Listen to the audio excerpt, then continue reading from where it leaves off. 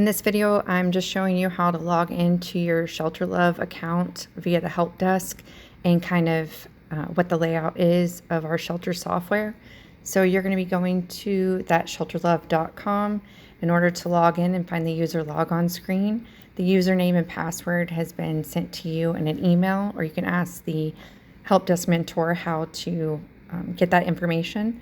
You're going to type that in here and then go to login. On the login page, you're going to kind of see like this. If you don't see it like this, then what you're going to see is up in the top left-hand side, you're going to see where it says Shelterluv. You can just click on that, which this might be what you see whenever you first log in anyways, which is what we want to see. So here you have listed all of the animals that we currently have in care, and they're listed by intake date, their picture, species, name, ID, color, breed, sex, status, location, and who put the data in. So the most important things for the help desk is going to be looking at the name, because that's how people are going to reference them, is by their name, as well as their ID number. They might reference them just by their ID number if they found them on a third-party site.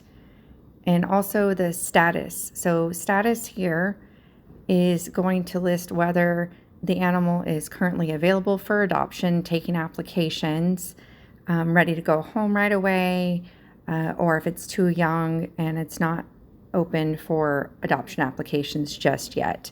And this kind of tells our website where to put it at, so people can either apply for adoption or kind of know when they should log back on to check for them. So if it says anything like adoption available, and it could be adoption available foster, it could be adoption available at PetSmart, adoption available anything, that means that it's not only taking applications, but that they're ready to go home just about any day. If it says meet and greet with anything after that, that means that it's taking applications, but they might not be available to go home right away. So their applications are open. Both the adoption available and the meet and greet will be on the same page on our website, and that's ahope4src.com/meetme.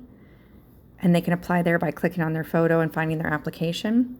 If it says fur baby, whether it's a foster fur baby or a shelter fur baby, that means that they're too young to accept applications. If it says like newbie or anything like that, that just means that they're not accepting applications. The biggest thing that you want to look for is going to be whether it says meet me adoption available for applications to be open, or if they're listed here at all. If it does say that they're listed here, but it says adoption holding for any reason, that means that the animal has already been pre-adopted. It is being reserved for somebody the moment that they get fixed or they're ready to go home. And so they're not necessarily going to find their application online, but we do have them in care because somebody else is waiting for them to be ready to take home. So here also you can find what sex they are, which is important to a lot of people, or also if they're part of a litter. So if you look next to the names, you'll see that little family tree with the 4 little squares around it. If you click on that, you'll see who they are actually related to, and it'll list all of the animals that are related to them. And clicking on Shelterluv will always get you back to that main page there. And then over underneath location is going to be the foster home that they're in currently, or if they're at PetSmart or if they're at the Paw Pad, it's going to list all of that right there. Now, that is not information that we give out unless they are at PetSmart. If they are at PetSmart, then they need to go to PetSmart to apply for the animal in person. If they're in a foster home, then, that's just not information that we give out. Any other information as far as details go, when they're going to be available, anything like that needs to go through ahopeadoptions@gmail.com.